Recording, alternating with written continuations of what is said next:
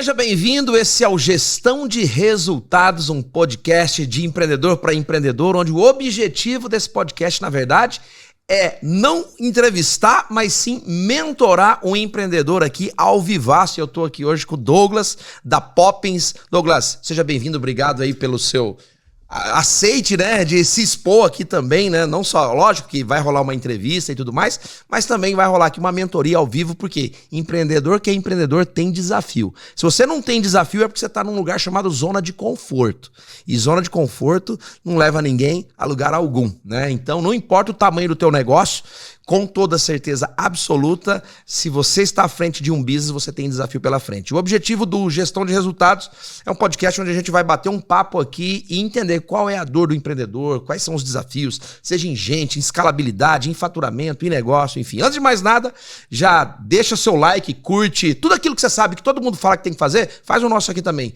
beleza? Compartilha, segue, ativa o sininho, manda sinal de fumaça, faz tudo o que precisa fazer, beleza? Douglas, seja bem-vindo, obrigado pelo convite de estar aqui com a gente, inaugurando, cortando a fita do episódio número 1, cara. Oh, que honra, né? Eu que agradeço aí o convite e a oportunidade, né? Afinal de contas, não é todo dia que a gente tem a oportunidade de ser mentorado por Fabiano Zanzin. Seja bem-vindo. Antes de mais nada, Douglas, fala um pouquinho do seu business, né? Eu sei que você está à frente da Poppins. Fala aí pra galera que está assistindo o que é a Poppins, qual que é o teu negócio, qual que é o modelo de negócio. Depois a gente entra, né, especificamente tentando te ajudar aqui, né, a fazer a Poppins alcançar lugares ainda mais altos. Oh. Bom, a Poppins é uma agência de comunicação e marketing, né? Minha formação é em habilitação, comunicação social com habilitação em jornalismo. Então nós começamos com assessoria de imprensa, depois num segundo momento começamos com marketing digital e hoje o marketing digital se transformou no carro-chefe da agência, né? Então nós trabalhamos com toda a parte de planejamento estratégico para as redes sociais, mas também com criação de conteúdo.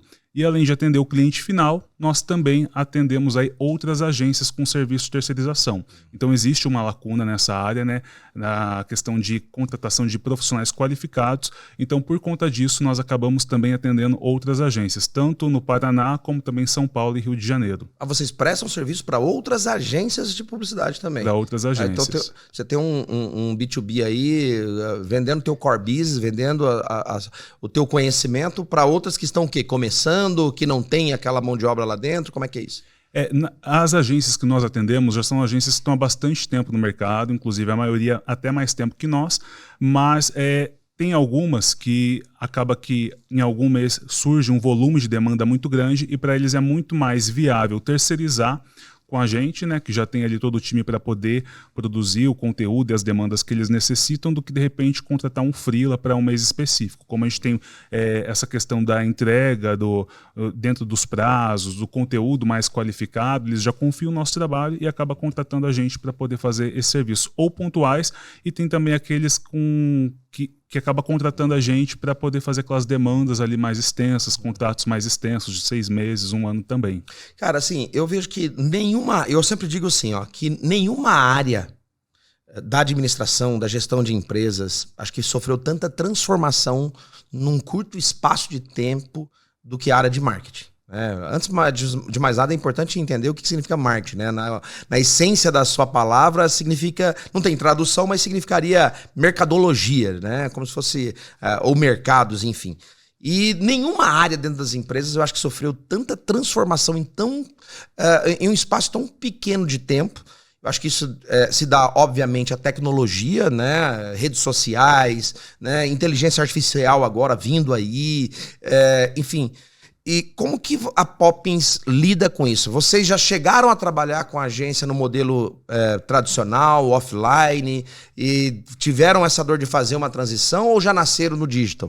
O mais offline que nós já tivemos dentro da agência foi a assessoria de imprensa, que não é necessariamente um marketing, né, como um todo, mas acaba sendo uma demanda mais offline, porque acaba que sai muito do digital.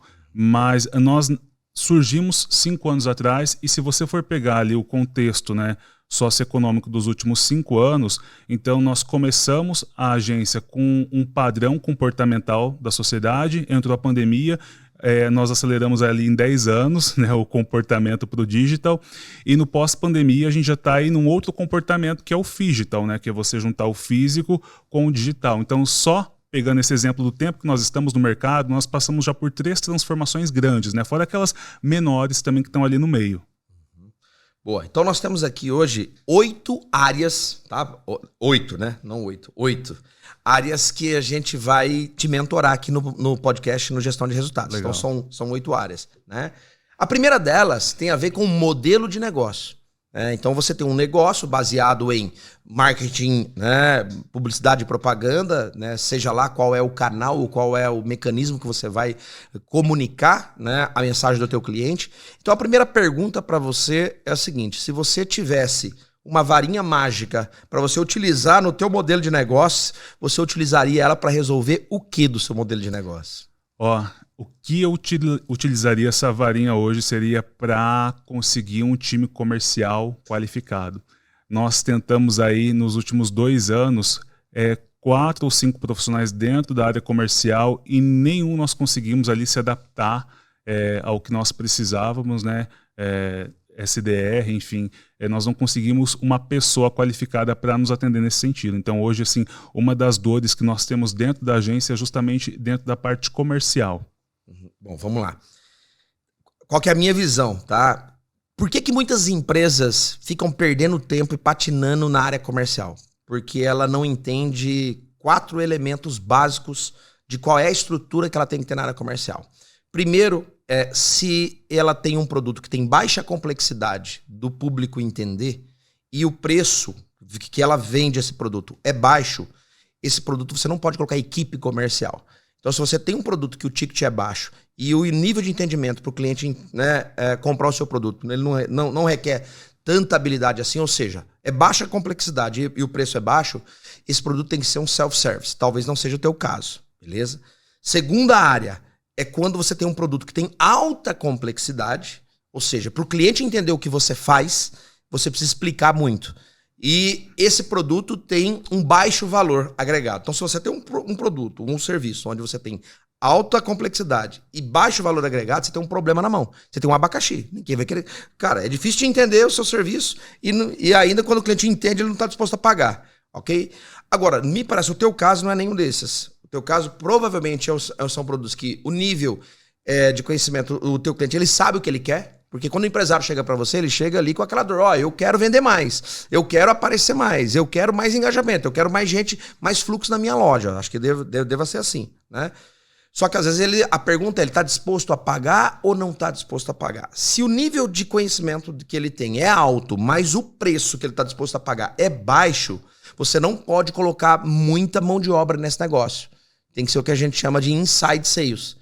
A estratégia inside sale é você vai lá no mercado, busca esse cliente, traz ele para dentro do teu negócio, seja por conteúdo, seja pelo que for, e automatiza isso. É aí que entram as sales machines ou as máquinas de vendas que o Aaron Ross construiu lá na época da Salesforce. Só que na hora de construir isso, muita gente, cara, se confunde. O que eu preciso? É de um SDR ou é de um BDR? Que são coisas distintas. Poxa, eu coloco muita gente nisso ou pouca gente nisso? E um quarto item, né, uma quarta categoria aqui de estruturação de área comercial é quando você tem um produto de alta complexidade e quando você tem alto valor agregado naquilo. Para você vender produto de high ticket, que tem alta complexidade e com alto valor agregado, você precisa do infield sales. Ou seja, você precisa daquele cara que vai lá com a pastinha bater na porta da empresa lá para poder vender, né? Isso requer uma mão de obra especializada, conhecimento profundo, isso é caro, né? Bater na porta, modo de dizer, mas você tem que ir até lá.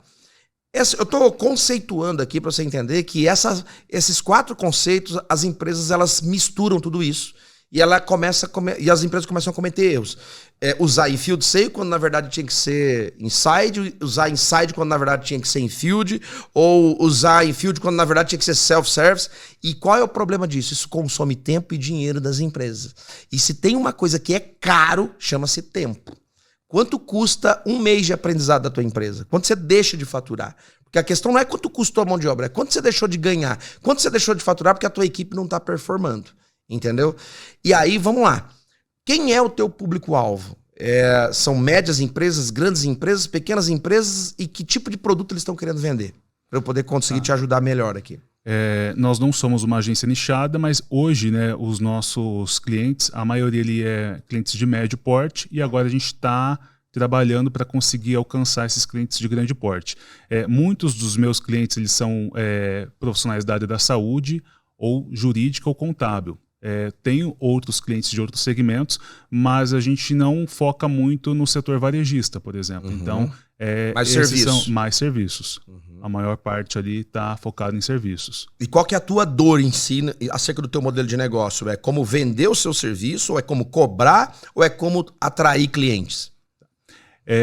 Em relação ao como vender, né, no caso, na maioria das vezes sou eu que faço essa abordagem, é muito tranquilo para mim, né? Eu acho que eu tenho esse perfil comercial, então não é um desafio. Uhum. Mas eu entendo também que eu preciso colocar um profissional para poder se dedicar a isso, para que eu fique ali também focado na área mais estratégica da agência. Você tem dúvida em relação a isso? Se você coloca um profissional ou você não coloca? Você se já testou? Você já colocou? Eu já tentei colocar os profissionais, mas só que nenhum ali conseguiu se manter por muito tempo dentro da agência, né? Então, não que o nível de cobrança era alto, mas a gente tinha um nível mínimo de cobrança para que a gente precisasse ali ter resultados. E acabou que nenhum, por mais que na hora da entrevista parecesse ter o perfil que a gente precisava, na prática se mostrou diferente, né? O contrário do que nós precisávamos. Para pessoas que já tinham experiência com isso ou não? Ou você foi formar?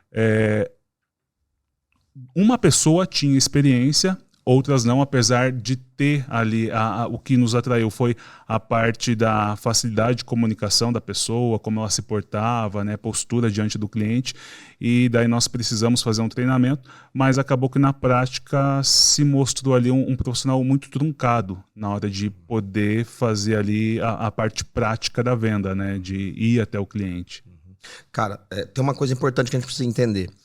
Quando você está estruturando uma área comercial, um dos maiores erros que muita gente comete, muita empresa comete, é não selecionar ou não recrutar ou não analisar o perfil ideal desse profissional.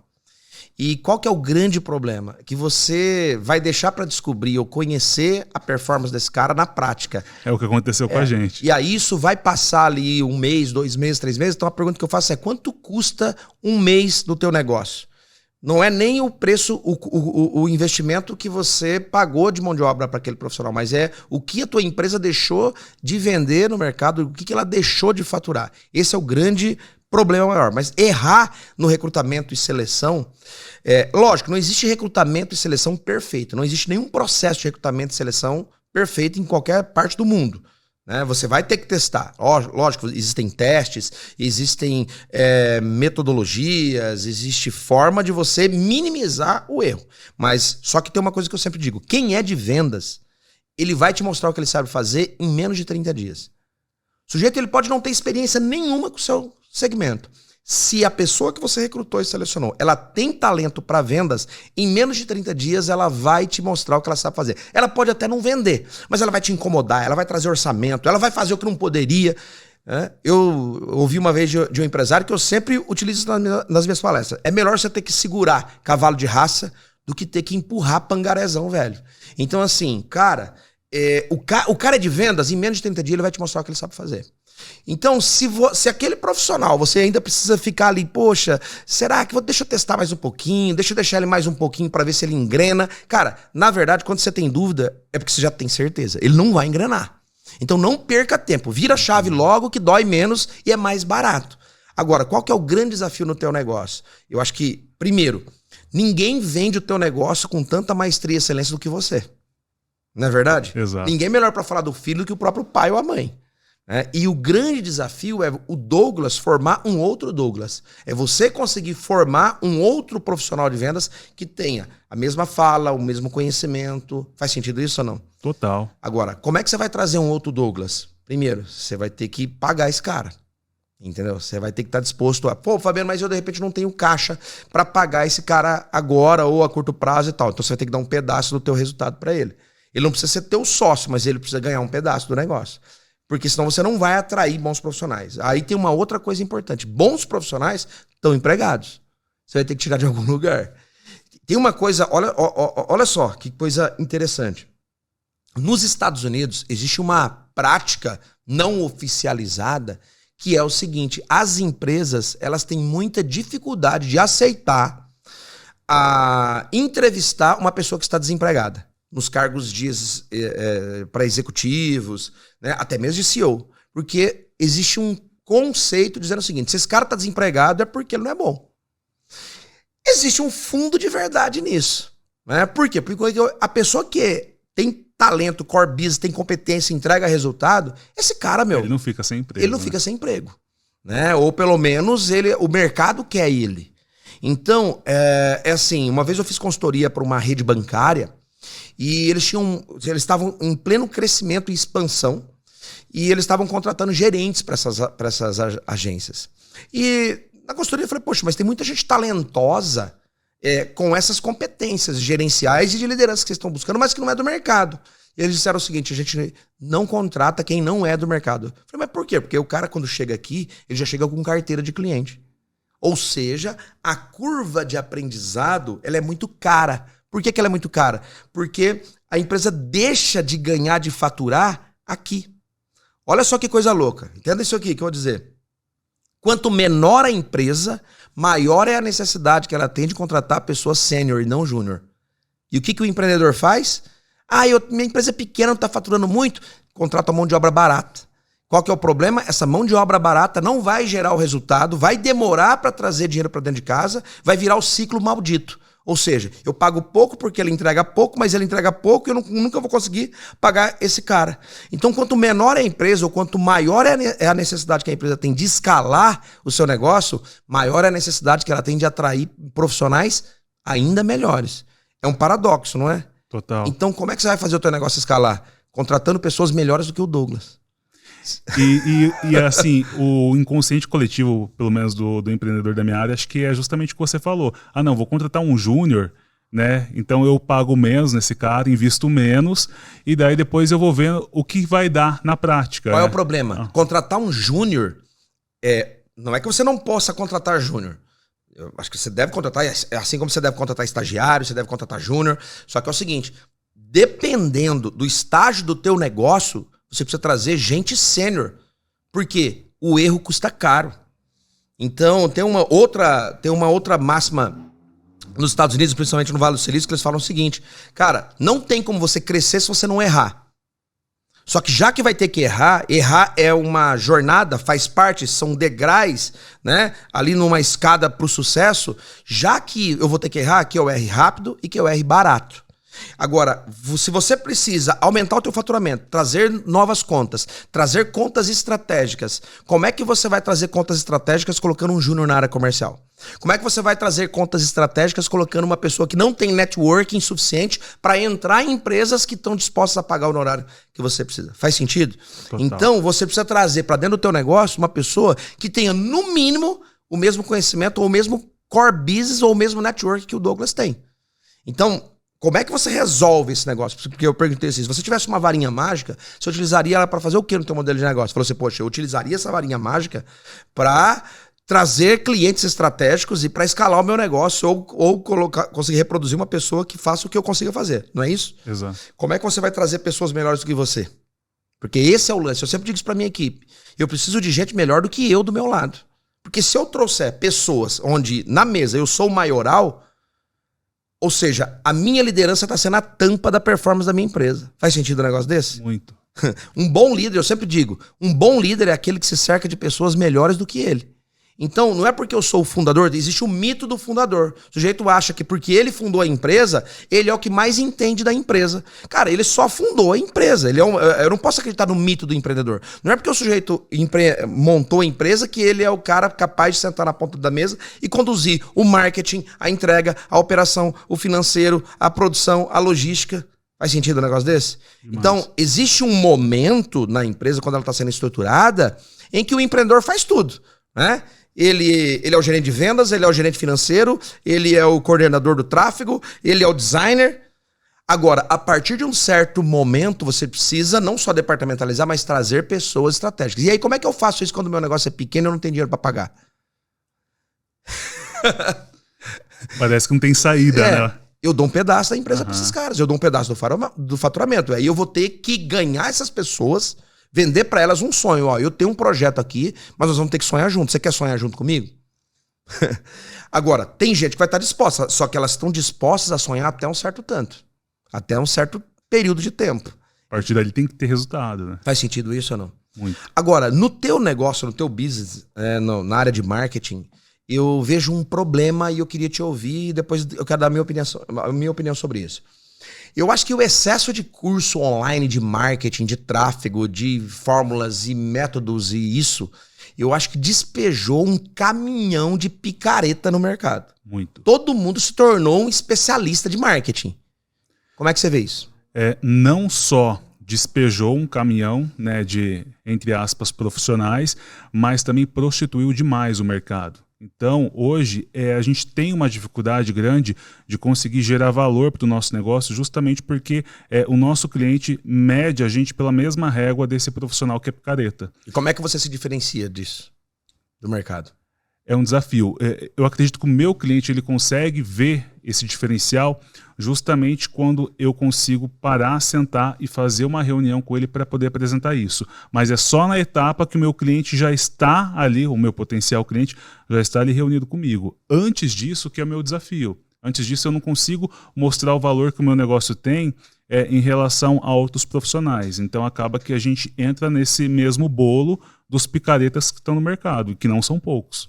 Uma das formas para você fazer isso, eu digo o seguinte, eu já disse isso para empresário, ó, cuidado, porque essas reuniões com gente do cabelo colorido, do PowerPoint bonito, no final, quando esse circo não der certo, quem vai pagar a conta é você.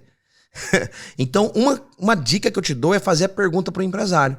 Você, qual foi a experiência que você e que a tua empresa já teve com marketing, seja com digital ou não, né? Conta para mim a tua história.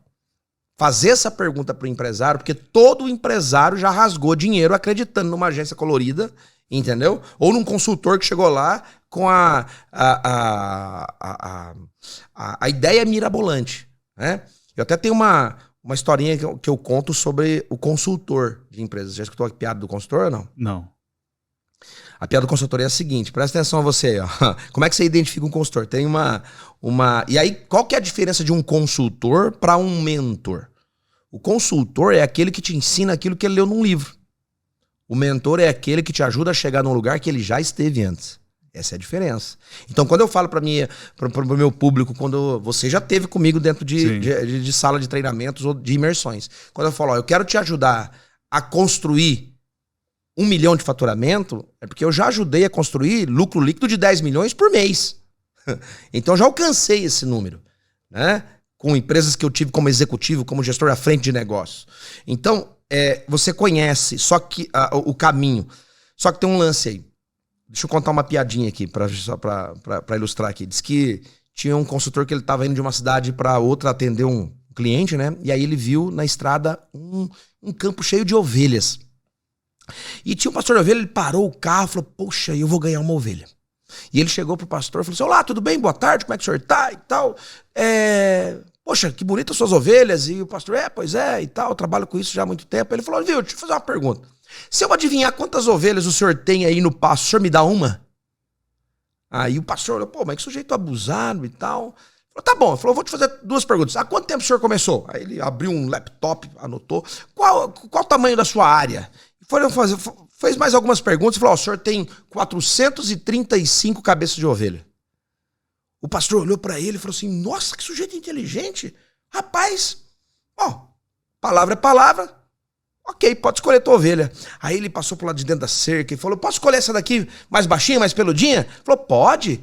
E aí ele pegou a ovelha, colocou nas costas, tá levando assim, né? Aí o pastor virou pra ele e falou, viu, pera um pouquinho. Deixa eu te fazer uma pergunta.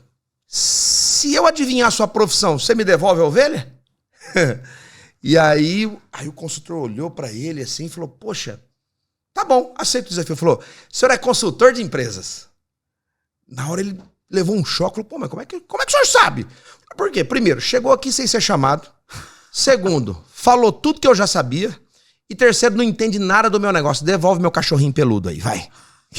Não foi nem a ovelha que pegou. Quer dizer, então ele nem entendia de ovelha, entendeu, cara? Devolve aqui. Uhum. Às vezes o consultor, ele faz isso. Ele chega lá numa empresa que não é o core business dele, ele não entende daquilo. E chega com tanta segurança, né, que acaba que o... Por que eu tô dizendo isso? Porque a internet deu muita voz a muito idiota do cabelo mal cortado, cara, que o cara não entende nada e ele já se auto-intitula o especialista. Sim. Faz sentido ou não? Total. O cara se intitula um especialista. Eu acho que na tua área tem muito especialista aí que se diz o autor do A, do B, do resultado. E como é que vocês lidam com isso no dia a dia? É aquilo que você falou. Todo cliente que chega até nós, ele já teve uma experiência ruim no passado. Então, o grande desafio nosso é na hora que a gente tem esse contato com o cliente, mostrar porque a nossa entrega vai ser diferente, de fato a gente vai entregar. Então, esse é o desafio. E eu sempre me coloco ali diante do cliente, né, tentando a todo momento gerar valor do meu negócio para ele, né, para que ele consiga virar a chavinha ali da questão do preço, né, parar de me olhar só como uma cifra, mas entender o valor que eu consigo entregar. Então, eu avalio qual que é o estado atual dele e o estado desejado. E qual que é o caminho que a gente precisa percorrer. A partir do momento que eu entro com esse discurso, eu percebo que o meu potencial cliente ali, ele já consegue ver uma diferença do meu trabalho em relação aos outros. Falando agora sobre pessoas, cara, porque assim, lógico, não existe negócio no mundo, não existe um único negócio no mundo que não dependa de gente. Mesmo as empresas de tecnologia e de inteligência artificial, tem alguém lá, né, coordenando aquele algoritmo ou criando aquele algoritmo e tudo mais. Simon Sinek fala o seguinte: se você, quem compra é gente, quem decide é gente, quem consome é gente, logo se você não entende de gente, você não entende de negócio, você não entende de nada. Né? Então você tem que entender de CPF primeiro para depois entender de CNPJ. E dentro dessa vertente, você vai conseguir extrair resultado por meio de pessoas, ou seja, você vai ter que liderar pessoas, formar pessoas, reter pessoas, né? Qual é o impacto do fator pessoas no teu business? Ao longo desses 5 anos, a gente teve muitos tropeços pelo fator pessoa, né, interno. Então, eu até brinco, né, com aquela que é gerente da agência, que eu falo assim, que eu não quero colocar mais geração Z dentro da agência. Né, que a dificuldade que nós temos hoje em lidar com os nascidos após anos 2000. Então, nós tivemos muitos percalços no decorrer do nosso trajeto. Dá alguns exemplos aí, assim. Dificuldade de receber ali um comando, de seguir processos. Então, isso era um fator que gerava, né, um atrito ali na nossa rotina de trabalho. Falta de organização do profissional, porque às vezes o profissional acha que pelo fato de ele ter o conhecimento, isso é o suficiente. Mas na prática, quando a gente sai da teoria e vai para o campo da prática, a gente vê que se você não tem uma organização, se você não respeita processos, isso cai por terra. E acabava se comprovando isso. Então nós tivemos muitos problemas com profissionais com esse perfil.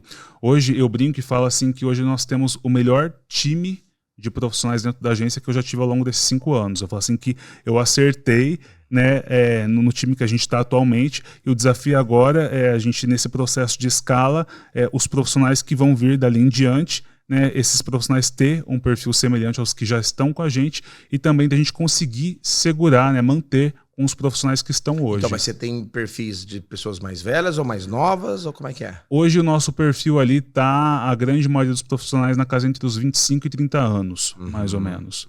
Esse é o perfil que nós temos. Nós já tivemos ali muitos profissionais na casa dos 20, 22 anos, né? Parece pouca diferença de idade, mas na prática, né, a geração ali, o comportamento, a gente sentiu essa diferença aí de respeitar processos, de conseguir se adequar e de conseguir fazer uma entrega.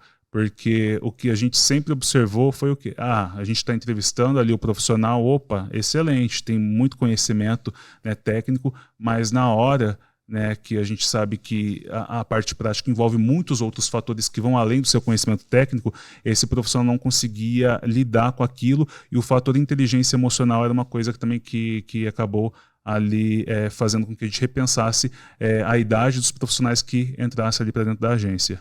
Na prática, o que a gente aprendeu? O que faz com que uma empresa retenha essa mão de obra lá dentro? Ou construa um time de alto nível, principalmente essa galera mais nova? né, a geração Z e tudo mais. Primeiro que é preciso entender a linguagem dessa galera aí.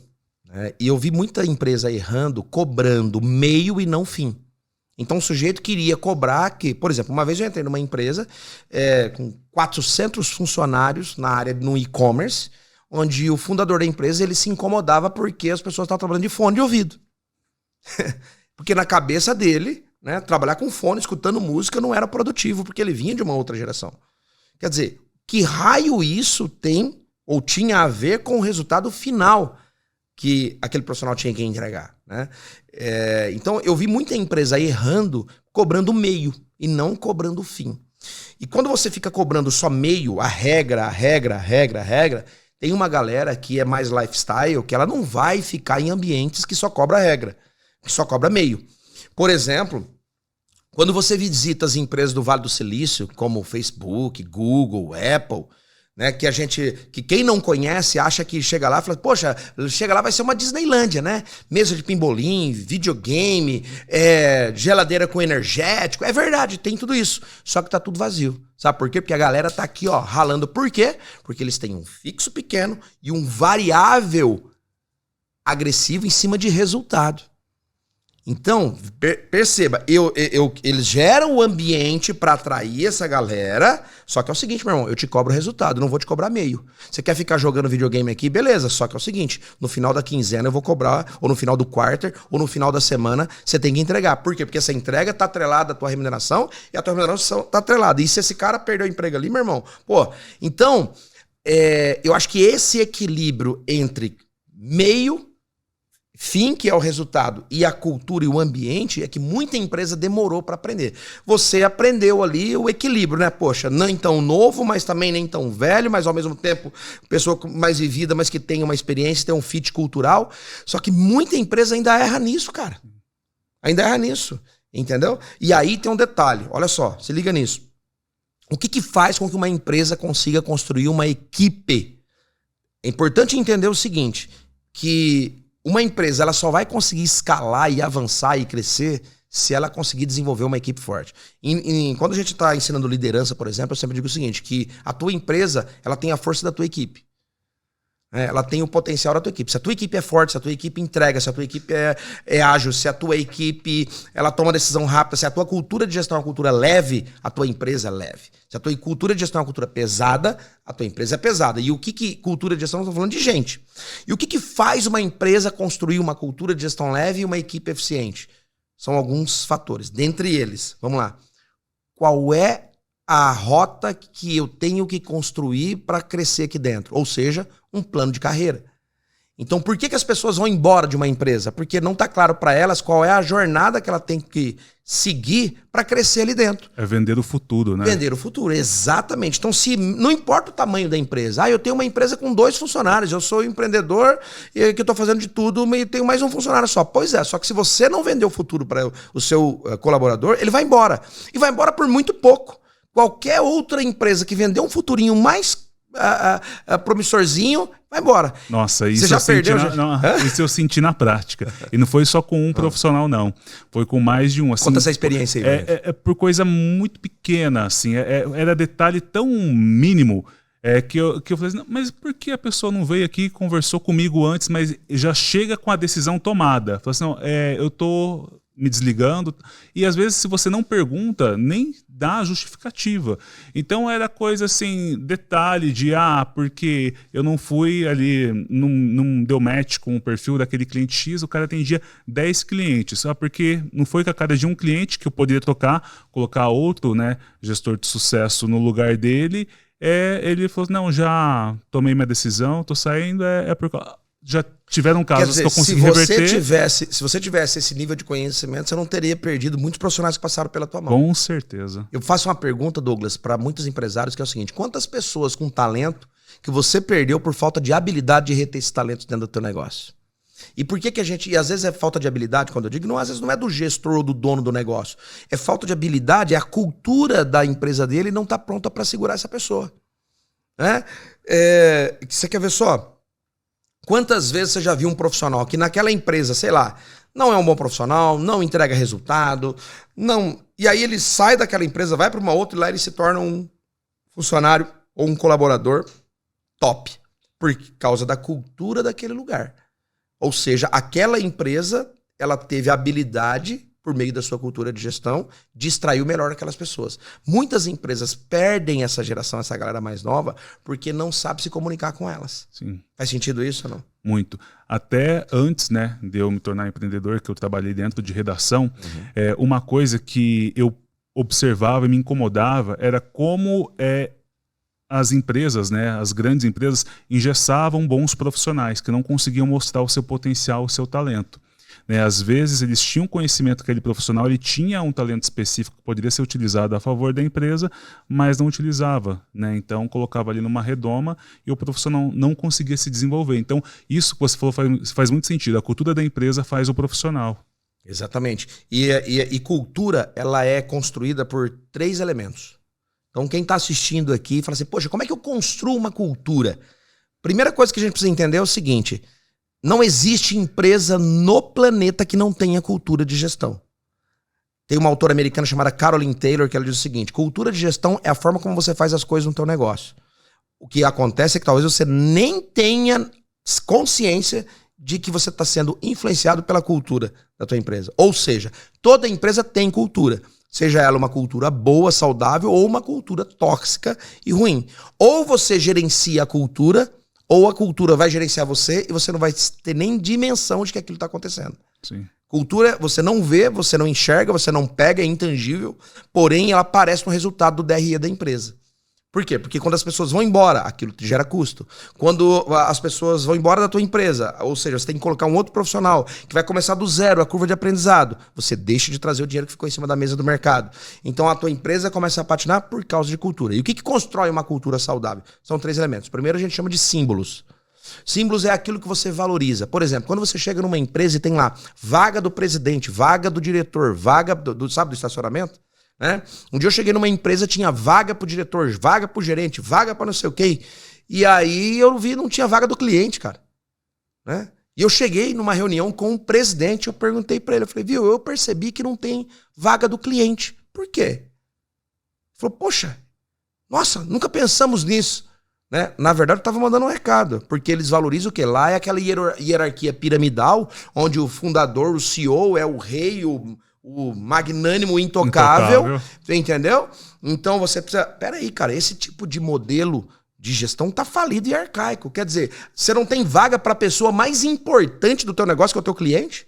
Então ali, esse tipo de... Isso, você começa a enxergar pelos símbolos qual é a cultura, né? Sabe aquele comportamento do tipo, olha, não passa na frente da sala do chefe hoje não, que ele tá com a porta fechada. Isso é um símbolo.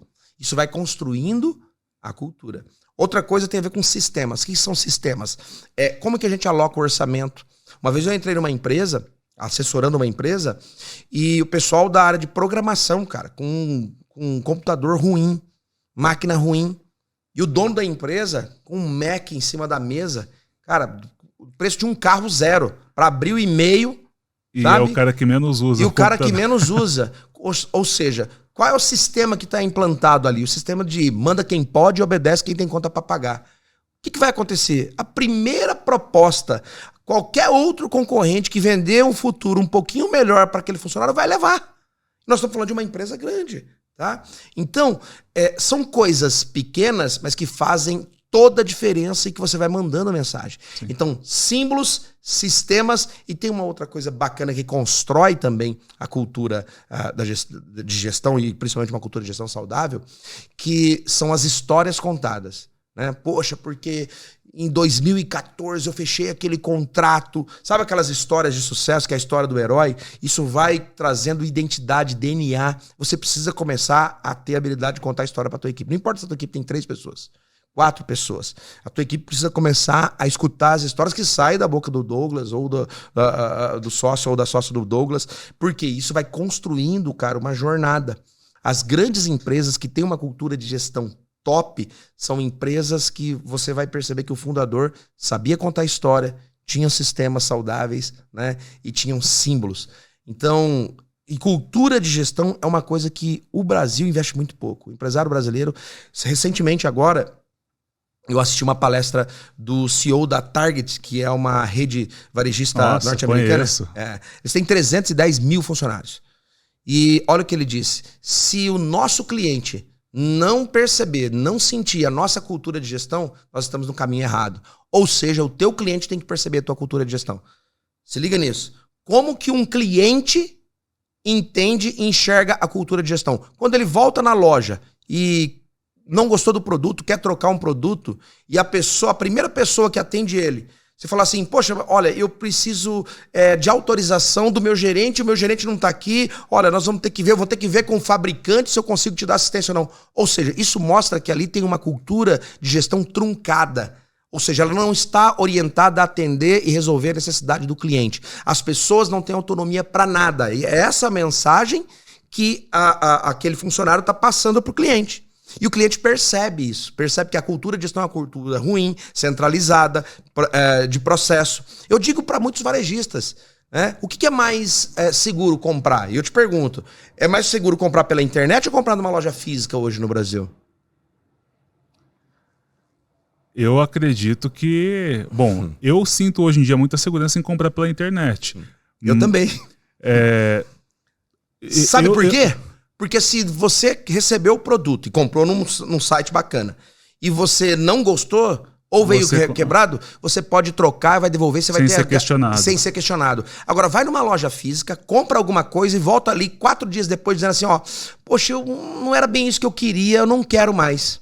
E culturalmente, o funcionário, quando vai um cliente para devolver ou trocar, a cara já amarra, né? Sabe o que ele vai falar para você? Mas o Código de Defesa do Consumidor... Deixa eu falar um negócio para você, o varejista. Sabe o que você tem que fazer com o Código de Defesa do Consumidor? Você tem que rasgar ele. Você tem que ser muito melhor do que o Código de Defesa do Consumidor.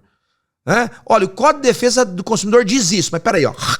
Rosa fala assim, ó, eu vou fazer algo melhor para você. Tá acima do... Vamos lá, você não gostou por quê? Vem cá, deixa eu cuidar de você. Entendeu? E começar a pensar na experiência do cliente. Tem varejista que vai olhar o que eu tô falando e vai dizer, isso é um absurdo. Pois é, então eu vou te dizer pra você, você que acha que isso é um absurdo. Tem varejista que vai fazer o que você não faz. Sabe o que vai acontecer? Ele vai roubar o cliente de você. O mercado é simples assim, entendeu? Ou você faz, ou alguém vai fazer melhor do que você. O mercado não respeita a incompetência. O mercado não respeita a tua história, o mercado não respeita a tua marca, o mercado não respeita o teu nome, o mercado respeita o hoje. Quem é o mais competente? Quem entrega mais rápido? Quem tem mais qualidade? Quem tem mais design? Quem encanta mais o cliente? Essa empresa, ela tá apta a ter o dinheiro do cliente. Esse é o varejo. É igual o brasileiro quando vai pela primeira vez para os Estados Unidos e compra algum produto e precisa devolver ou trocar, fica surpreso, né, com a facilidade de troca, de devolução. Vou te contar o que aconteceu comigo agora recentemente, tá? Eu gosto de jogar golfe, né? É o meu hobby. Comprei um taco de golfe lá nos Estados Unidos e aí fui embarcar com o taco, cara, na caixa. Bom, eu descobri, ao embarcar, a companhia aérea falou assim, olha, não pode embarcar com a caixa e nem despachar a caixa de papelão. Eu descobri que existe uma legislação. Alguns países não recebem caixa de papelão despachada. Pode ter um fungo, uma bactéria, sei lá, ou alguma coisa que vem lá na madeira do papelão e tal. Alguns países, e o Brasil é um deles. Você não pode despachar isso aqui e nem levar com você na bagagem. Bom, ela falou, o que eu posso fazer? Ela falou assim, olha, você vai ter que procurar... Sabe aquele pessoal que passa aquele plástico, envolve as embalagens? Você vai ter que ir lá e vai ter que embalar isso aqui num plástico. Ok. Eu cheguei lá, paguei $15 para embalar a caixa naquele plástico. E voltei para poder embarcar. Ela falou, não é isso, você tem que tirar a caixa. Falei, mesmo ela dentro do plástico? Mesmo ela dentro do plástico. Voltei lá. Falei, nossa, vai eu gastar $15 de novo. Aí fui lá e expliquei, olha, não, embalei errado, não é isso, eu tenho que tirar para embalar de novo. A atendente na hora, embalou tudo de novo. Quando eu fui pagar, falou, não, já tá pago. Eu falei, não tá não. Ela falou, não, você já pagou agora há pouco. Eu falei, pois é, mas eu errei e eu preciso embalar de novo. Falou, não, mas já tá pago. Por quê? Porque eu errei, mas eu tinha pago. Novamente, se fosse no Brasil, ema, cada um com seus problemas. Ok? Você que não me explicou certo. Você que não me explicou certo. A pergunta é qual é a chance de, estando naquele aeroporto, confiar naquela empresa e voltar a usar aquele serviço. É muito. Agora, veja bem, esse tipo de atitude ele pode depender única e exclusivamente do varejista ou do prestador de serviço, independente do Código de Defesa do Consumidor. Faz sentido um negócio desse? Muito, muito. Cara, é muito barato encantar o cliente. É muito barato encantar cliente. É só você entregar para ele aquilo que ele não está esperando. Exato. E parece que falta muito isso, né, para o empreendedor brasileiro, né, de proporcionar experiência para o seu cliente. Se liga nisso, vou dar outra história. Eu estava numa convenção empresarial, você já escutou essa história. Eu estava numa convenção empresarial, fui tomar um cafezinho no lobby de um hotel. Tava eu e outro empresário. Veio do lado da xícara um pirizinho, veio um palitinho com uma casquinha de limão na ponta. Eu sou apaixonado por café. Na hora eu olhei aquilo, chamei o barista e falei, viu, o que é isso aqui? Ele falou, não, senhor, isso aqui é um hábito em alguns países da Europa. Você mergulhar a casca de limão no café expresso, ele exala um aroma diferenciado, proporcionando uma experiência inigualável ao apreciar o seu expresso. Na hora, eu peguei aquela casquinha de limão e mergulhei no café, eu me teletransportei para Paris, para Roma, para Milão e tomei o cafezinho, né? A pergunta que eu te faço é, quanto custa uma casquinha de limão num palitinho? Nada, lixo. Só que o que fez a diferença foi a atitude do barista e a história que ele me contou. Depois eu fui descobrir, na verdade, que nem é bem assim. Antigamente, na Roma, como a água era muito ruim, o pessoal passava, sanitizava a xícara com a casca de limão. Nem pode mergulhar a casca de limão no café que você quebra a crema do café, entendeu? Mas ele me contou uma história tão bacana, cara, que eu, na hora, vivi aquela experiência. Então, a pergunta é, o que tá valendo aqui? É a casca do limão, é o café ou é a experiência e a história que aquele... E posso falar uma coisa? Ele não tava ganhando mais pra me contar aquela história. Então, encantar o cliente é você... Todas as vezes que você entrega pro cliente aquilo que ele não espera, você vai encantar ele, né? E é muito barato encantar o cliente, porque depende apenas de uma coisa... Atitude. Sim. Não é dinheiro, não é processo, não é fluxo, é atitude. Como é que você encanta o teu cliente, cara? Para se diferenciar da concorrência, vai lá. Tá aí um dos desafios, né, de pensar de forma criativa nessa entrega. A gente sempre tenta fazer um over-delivery, né, em relação ao cliente, por exemplo. Se a gente identifica ali que estrategicamente é muito mais interessante a gente fazer... Peraí, vamos lá. O que é um over-delivery, né? Pra galera que tá assistindo a gente aqui, né? Fala que o marketing tem muitas palavras americanizadas, né? Explica o que é um over-delivery aí. É entregar mais do que está em contrato, do que a pessoa, do cliente espera, né? Então, fazer essa entrega a mais. E uma das coisas que nós culturalmente fazemos dentro da agência, eu sei que eu posso melhorar e potencializar isso ainda mais, a gente identifica que estrategicamente para aquele cliente, naquele momento, é muito mais interessante a gente fazer um vídeo, uma gravação de Reels ou um story animado, mas isso não está previsto em contrato, porque isso tem um custo adicional. Então a gente fala para o cliente que a gente vai fazer isso porque a gente entende que para ele, né, para a gente conseguir mais resultados naquele momento, é interessante. E muitas vezes o cliente pergunta, mas quanto isso vai me custar mais? Não, a nossa preocupação aqui é entregar resultados para você. Que você tenha resultados. Então isso é uma das coisas que nós fazemos. E você faz esse report de entrega de resultado, ó, eis o que você esperava, eis o que a gente está te entregando, Sim. eis onde está, eis onde não está. Isso Porque na prestação de serviço o pessoal tem muita dificuldade disso. Tem. Né? Eu falo que quando você vende um iPhone, a pessoa está vendo ali, né, o produto. Né? Agora, quando você oferece um serviço, a pessoa não consegue ver o valor gerado. Então, a gente fala que duas coisas que o nosso cliente ele precisa ter a percepção de movimento e a percepção de resultado. E para que a gente consiga entregar isso para ele, nós fazemos reuniões ali mensais com esse cliente para mostrar de onde nós saímos, onde nós caminhamos, para onde que nós vamos. Então isso é fundamental. Cara, falando assim do seu mercado, né, que é assessoria de marketing, eu vejo agências cobrando por FII mensal, eu vejo agências cobrando por percentual em cima da verba de tráfego, eu vejo agências cobrando acerca de escopo fechado, projeto fechado. Qual foi o modelo que você utilizou e quais são os desafios que você tem no seu negócio hoje em relação a isso? Tá.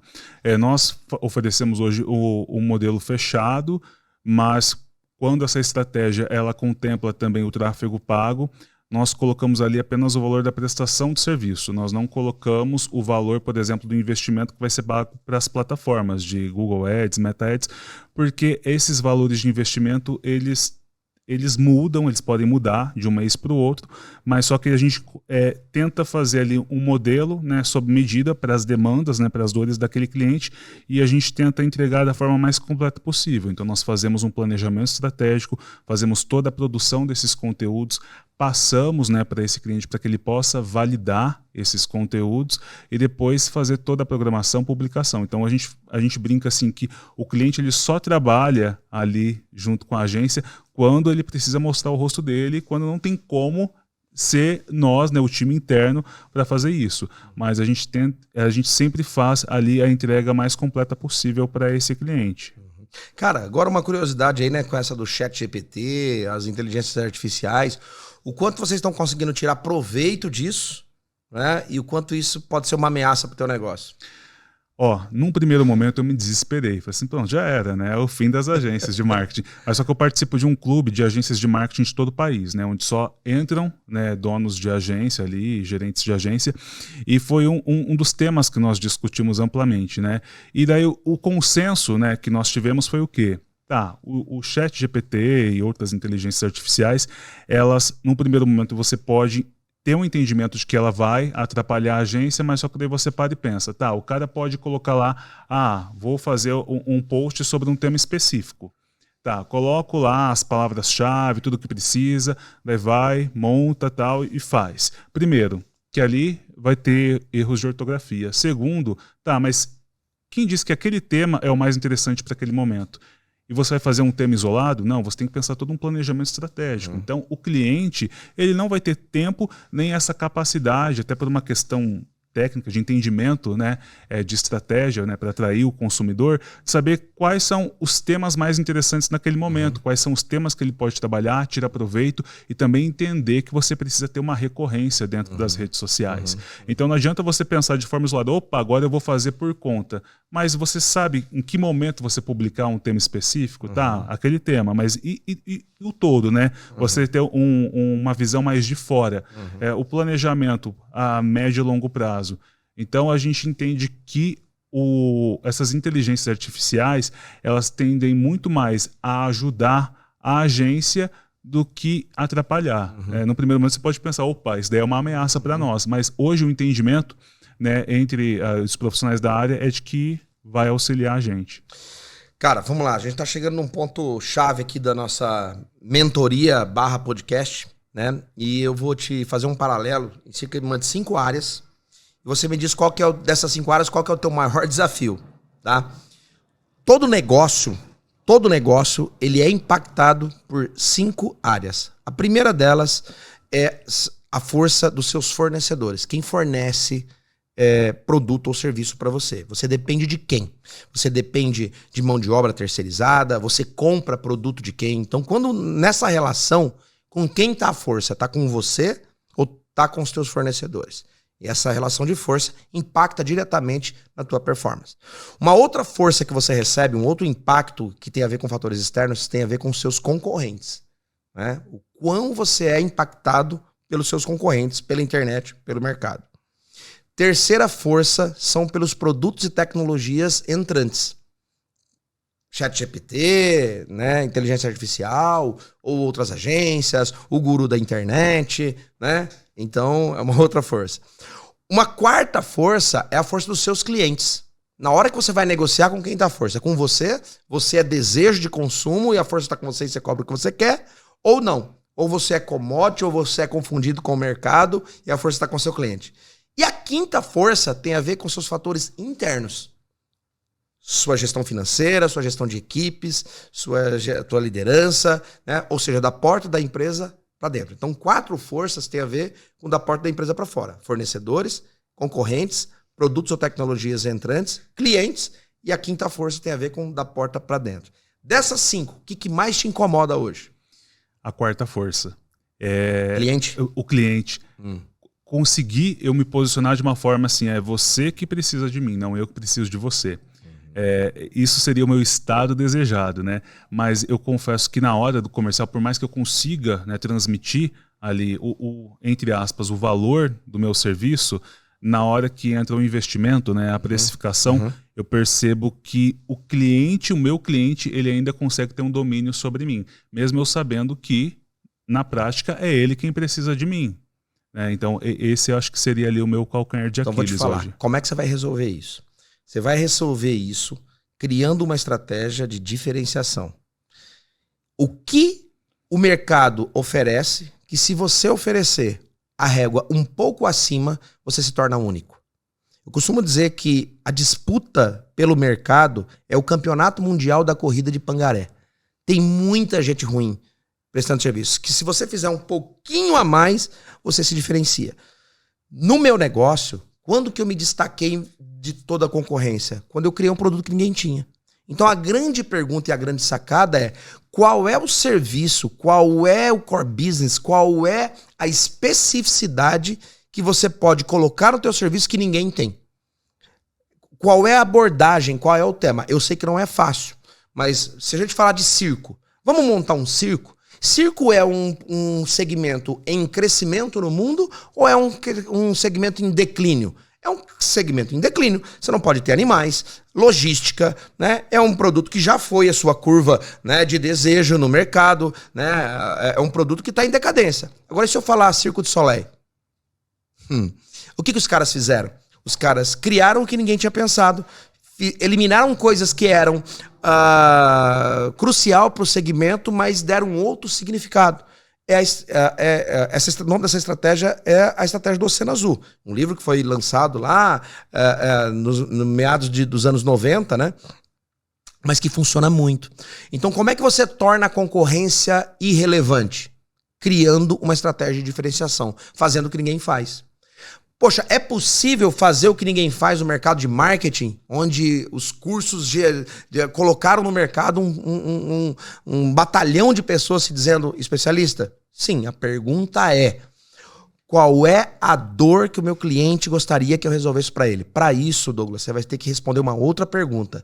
Quem é o teu cliente ideal? Não tem como atender todo mundo. Se você quiser falar com todo mundo, você não vai falar com ninguém. Sim. Teu cliente é varejista, teu cliente é indústria, teu cliente é prestador de serviço, o teu cliente são clínicas, teu cliente são médicos, teu cliente é de médio, de grande. Essa é a grande transformação que eu acredito que foi feita no marketing e no mercado, que é a especificidade e o nicho do nicho. Se especializar e se tornar autoridade no nicho do nicho. Né?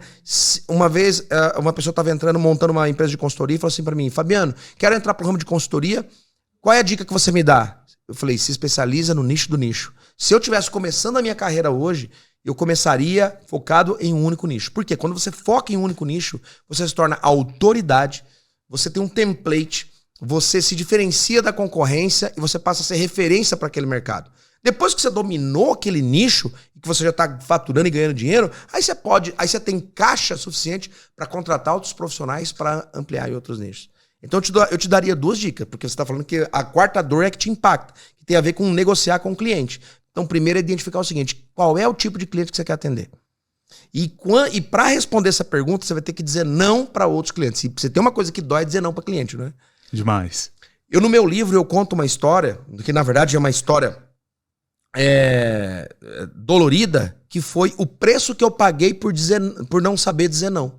Então a pessoa chegava para mim e falava assim: poxa, você faz treinamento de vendas? Faço. Você faz planejamento estratégico? Faço. Você faz melhoria de processo para a indústria? Faço também. Ou seja, eu era um pato. Pato é o cara que tem asa, mas não voa, tem nadadeira, mas não nada, tem perna, mas não corre e vive fazendo cagada. Entendeu? O mercado não tem espaço para generalista. Generalista é o cara que quer fazer tudo. Quem quer fazer tudo não faz nada. E o mercado respeita o quê? Autoridade, né? Especialista. Quer ver como é que o negócio é tão profundo? Um dia eu estava dentro de um táxi em São Paulo.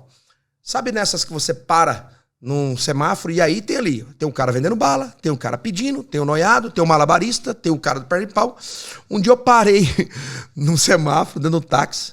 Cara, o sujeito ligou uma caixa de som, entendeu? E ele saiu dançando, cara, com uma boneca, um boneco, mas o cara deu um show, cara, e tal, ia e voltava, um frevo, de repente a música virava para um axé, de repente a música virava para um sertanejo, o cara deu um show. Em 20 segundos, quando ele foi passando com a boneca, depois que você percebia, não, e outra, era tão real que você não sabia se era um boneco, né, ou uma boneca, ou se era Quem que era boneco, quem era pessoa. Exatamente. Cara, não teve um carro que não baixou o vidro pra fazer a caixinha ali dele. E na hora eu olhei pra aquilo e perguntei pro taxista, falei assim, e aí taxista, gostou do show? Ele falou, rapaz, esse cara é bom, hein? Eu falei, sabe o que isso mostra? Eu falei, o quê? Até pra você trabalhar no sinal, você precisa ser acima da média. Ok? Aquele cara, desleixado, tá lá pedindo... ninguém aguenta mais isso, cara. Agora, quando você faz algo com excelência e maestria, que só você faz, até o sinal, meu amigo, te respeita e o cara vai baixar o vidro pra te poder O cara fez um espetáculo da Broadway no semáforo, né? Exatamente, o cara fez o espetáculo da Broadway no semáforo. O que significa isso? Que mesmo dentro de um mercado tão prostituído ou tão disputado, né, você precisa encontrar o seguinte: qual é o espetáculo da Broadway que eu vou dar no meu mercado aqui para me diferenciar da concorrência?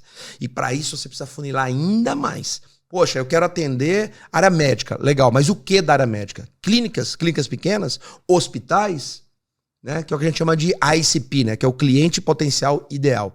Eu sei que você, né, entende bastante disso, né, dá aula disso, pô, tem agência, né, mas como é que você na hora da mesa de negociação ali com o cliente, né, você pode cobrar o que você quiser. Lógico, não é bem o que você quiser, mas como que você convence o cliente a contratar Poppins e não contratar o concorrente? Como é que você convence o cliente a contratar o Douglas e não contratar o outro? Quando eu tô na frente de um cliente negociando, ele fala, cara, ele vai chorar porque ele quer chorar, porque faz parte ali da pechincha, mas não tem, né? Ele vai ter que contratar o Fabiano, a equipe do Fabiano, o método do Fabiano, o A, o B, o C. Chegar nesse ponto depende de uma estratégia. Essa estratégia tem a ver... Nada é mais poderoso do que estratégia de diferenciação. Porque se você não se diferenciar, aí a outra estratégia que te sobra é preço. E aí preço é commodity e aí todo mundo, né, te troca. Faz sentido isso ou não? Demais. Disso que eu tô falando, o que você já fez e não deu certo, o que você já fez e dando certo e o que ainda falta? Por mais que aparentemente, depois que você fala, pareça óbvio, né? Eu falo que o óbvio precisa ser dito, né? Nós, em alguns momentos, a gente já tentou ali segmentar, né, que nem isso que você falou, preciso afunilar, ter um nicho específico, mas só que eu entrava naquele campo do que você falou, como que você era no início. Dó de falar não para o cliente e perder um cliente por ele não ser daquele nicho que você pensou estrategicamente no primeiro momento. Então, é algo que eu já pensei, mas eu não consegui colocar em prática isso. O que você acha que falta?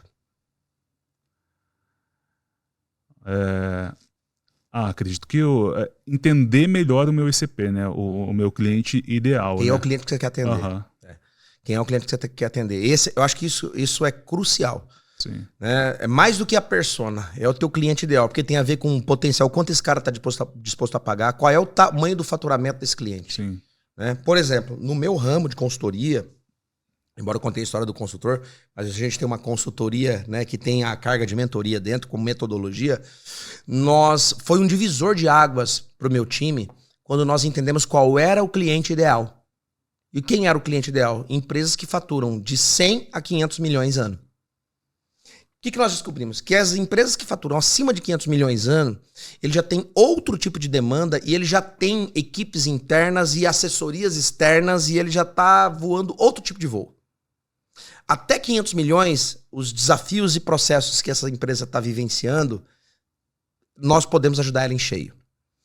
Abaixo disso, ele ainda é pequeno, ele não tem condições muitas vezes de pagar o fluxo, no seu fluxo de caixa o que nós queremos cobrar de honorário. Então tem isso. Na hora de identificar o teu ICP, você também tem que entender o seguinte: quanto eu quero cobrar de honorário? Poxa, e quem tem condição de pagar esse honorário? Você pode começar identificando o seu ICP por tamanho de fluxo de caixa. É uma forma. Pô, eu atendo a área da saúde. Pô, mas eu atendo clínica, eu atendo o hospital, eu atendo o hospital do dono da clínica, né? E acho que é um exercício bacana. Porque se você começar respondendo pelo teu ICP, identificando o teu ICP ali, né? O teu ICP, né, que é o teu cliente potencial ideal, isso vai te abrir o leque para fazer as outras respostas. Isso vai te dar que tipo de profissional que você tem que ter para poder fazer a visita, que tipo de serviço, que tipo de postura e que tipo de estratégia você vai adotar. Faz sentido, cara? Demais. Bom, tá dando uma hora nosso bate-papo aqui.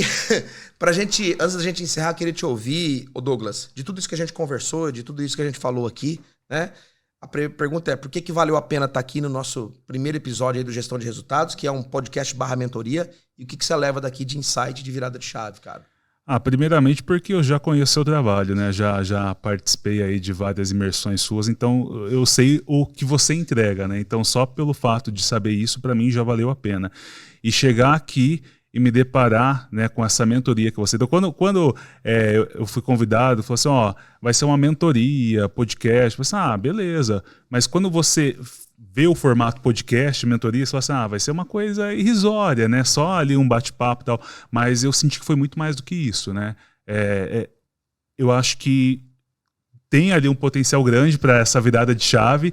Você me falou coisas que depois que a gente absorve, a gente fala assim, mas isso é óbvio. Mas se a gente não for ali, né, se deparar com esse óbvio, né, que você depois que a gente tem conhecimento, a gente fala que é óbvio, mas até então não é.